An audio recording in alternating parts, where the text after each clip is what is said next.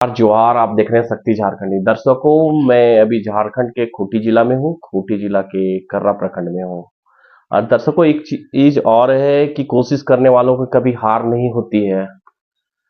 एक दिन पहले साइंस, आर्ट्स और कॉमर्स जैक का रिजल्ट निकला, जिसमें लड़कियों ने बाजी मारी है और खूंटी से पहला टॉपर, जिला टॉपर, साइंस में पहला टॉपर सरस्वती कुमारी की है। उन्हीं के पास मैं मौजूद हूं। उनकी संघर्ष की कहानी क्या है, आइए बात करते हैं। दर्शकों, शक्ति झारखंडी में आपका स्वागत है। आप ये बताइए कि सबसे पहले आप जो जिला टॉपर के हैं उसमें बहुत बहुत धन्यवाद आपको। Thank you. आप ये बताइए, संघर्ष की कहानी कैसे आप की है, शुरुआत कैसे की अब? सर, हम लोग का जो +2 स्कूल है, वहाँ पे तो साइंस में एडमिशन ले लिए क्योंकि सुविधा की वजह से यहाँ पे एडमिशन लेना पड़ा। और टीचर्स का बहुत कमी था क्योंकि यहाँ पे सिर्फ और सिर्फ जब 11th में हम एडमिशन लिए थे, सिर्फ और सिर्फ मैथ्स के टीचर्स थे। और मुझे लेना था बायोलॉजी। अब बायोलॉजी के कोई टीचर थे नहीं। प्लस केमिस्ट्री, फिजिक्स, जो कि साइंस स्टूडेंट को बहुत ही डिफिकल्ट लगता है, उसके न्यूमेरिकल्स, बहुत सारे डिफिकल्टीज फेस करने पड़ते हैं, उसके लिए भी टीचर ही नहीं है, तो बहुत प्रॉब्लम हुआ। और तो फिर हम कोचिंग किए थे शिक्षा इंस्टीट्यूट ऑफ टेक्नोलॉजी। वहाँ पे पुष्पराज तिवारी सर पढ़ाते थे हम लोग को, बहुत अच्छे से पढ़ाते थे वो। केमिस्ट्री फिजिक्स दोनों पढ़ाते थे। और फिर बाद में 12th में आए तो फिर 12th में हमारे सर एक आए, विनोद सर। फिर वो पढ़ाते थे, विनोद सर।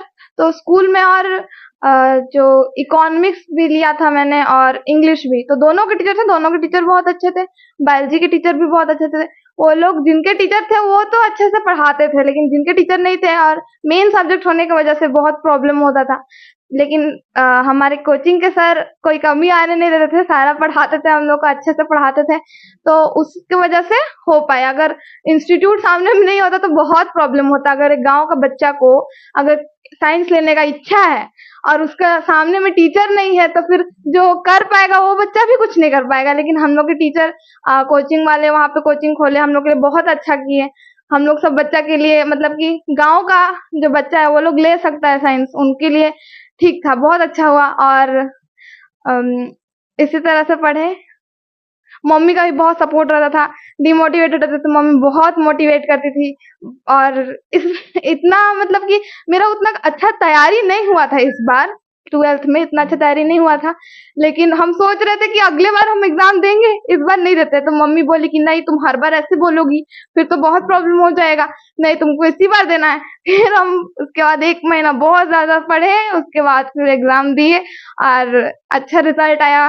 बहुत जिस हिसाब से तैयारी किया था बहुत अच्छा रिजल्ट आया, हमको अच्छा लगा, बहुत अच्छा लगा। अपने टीचर्स का मैं थैंक यू बोलती हूँ इसके लिए, और अपनी मम्मा का थैंक यू बोलती हूँ।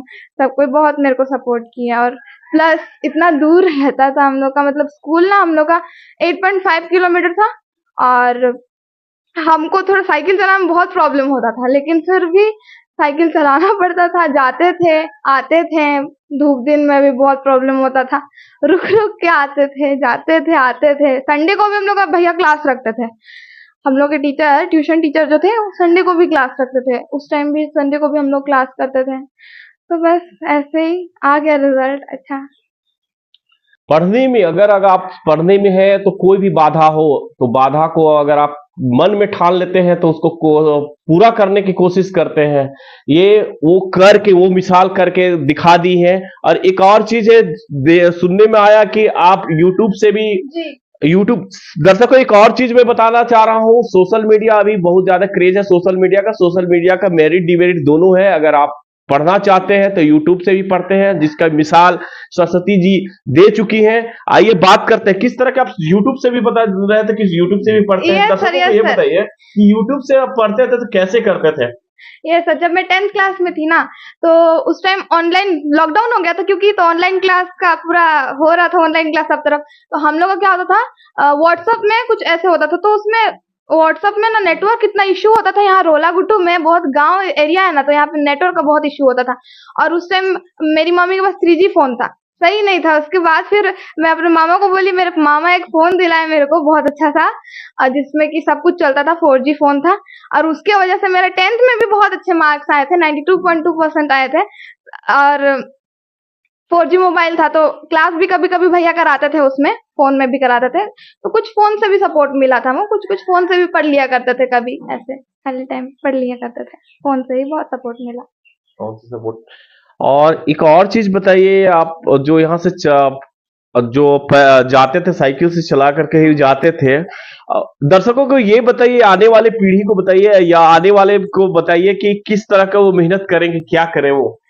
मतलब मेरा सबसे ज्यादा डिफिकल्टी, मेरे को जो सर दर्द लगता था सबसे ज्यादा साइकिल चलाना, मेरे बहुत मुश्किल था वो चीज, वही सबसे ज्यादा डिफिकल्ट था, साइकिल चला के जाना। क्योंकि इतना धूप रहता था, फिर कभी पानी आ जाता था, तो कभी क्या होता था, तो बहुत प्रॉब्लम होता था। और आपके मम्मी और पापा क्या करते हैं? हाँ, मेरी मम्मी गृहिणी है, अब मेरे पापा ऐसे खेती बाड़ी करते हैं, किसान है, फार्मर है।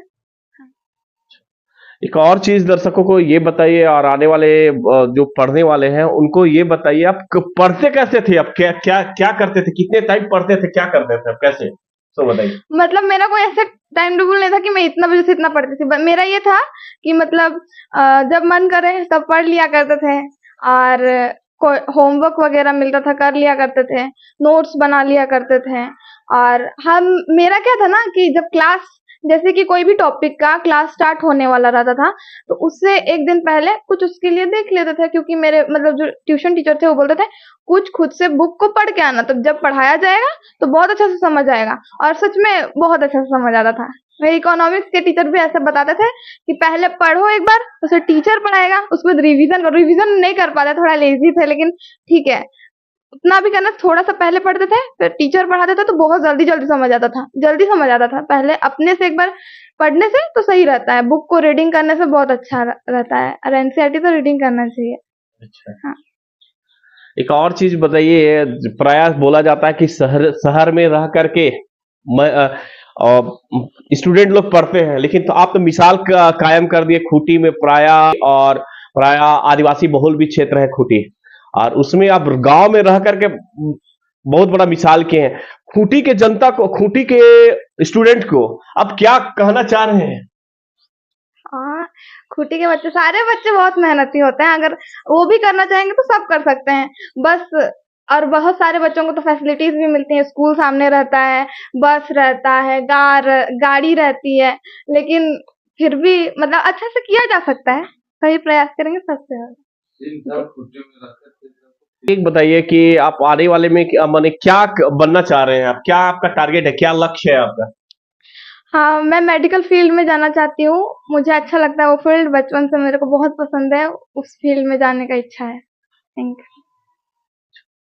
बहुत बहुत धन्यवाद आपका। हूँ, और मैं अभी सरस्वती कुमारी के यहाँ हूँ, और दर्शकों ये जिला में टॉप की है, साइंस में टॉप की है। और दर्शकों एक और चीज बतलाना चाह रहा हूँ, कोशिश करने वालों को कभी हार नहीं होती है, उसी की मिसाल ये दी है। ग्रामीण क्षेत्र में पढ़ाया, ये 8 से 10 किलोमीटर रेगुलर आना जाना, जाड़ा गर्मी बरसात किसी तरह के मौसम में ये कर रही है, और टॉप की है। इनको शक्ति झारखंडी की तरफ से बहुत बहुत शुभकामनाएं, और इसी तरह के तमाम खबरों के लिए बने रहिए शक्ति झारखंडी के साथ। नमस्कार।